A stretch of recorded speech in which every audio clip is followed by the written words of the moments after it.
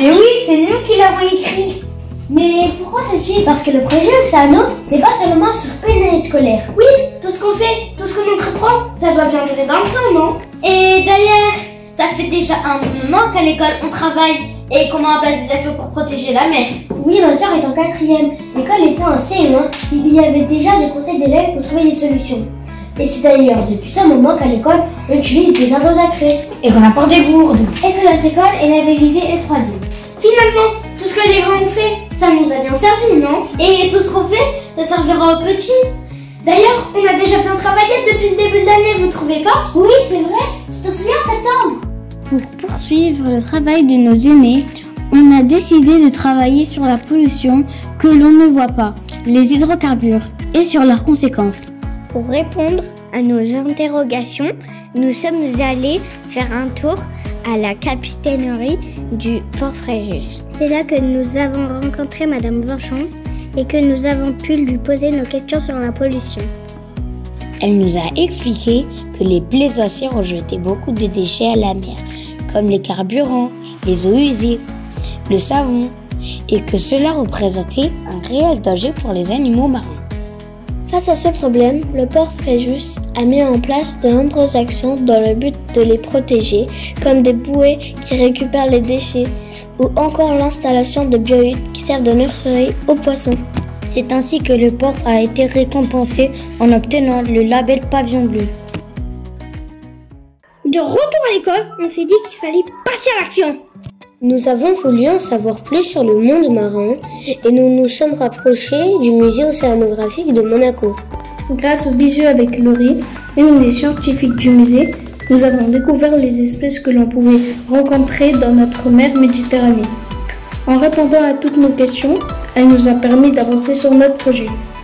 Dans la continuité, nous avons pu approfondir nos connaissances en assistant à une exposition sur le sanctuaire Pélagos, proposée par la médiathèque de la ville de Fréjus.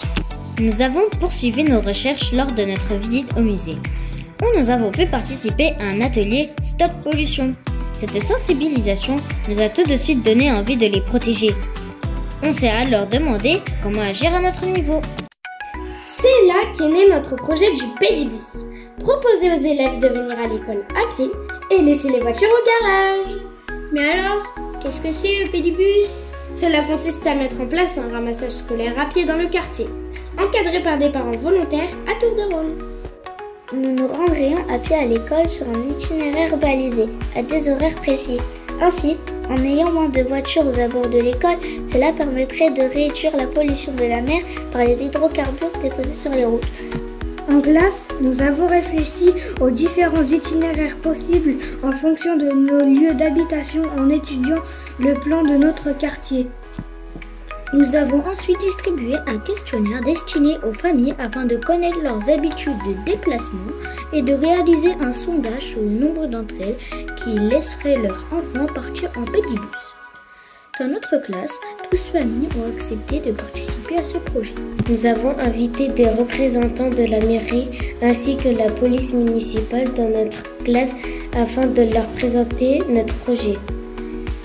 Nous leur avons demandé un soutien dans la mise en œuvre de celui-ci en mettant en place des panneaux de signalisation. Ils ont répondu favorablement à notre demande et afin de vérifier la praticité de l'itinéraire choisi, la police municipale nous a accompagnés pour le réaliser et pour voir différents points de vigilance à avoir.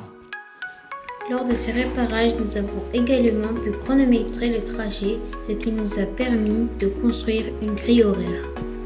Nous avons complété notre travail en réalisant un plan de ligne, une charte à respecter et une carte pour les utilisateurs.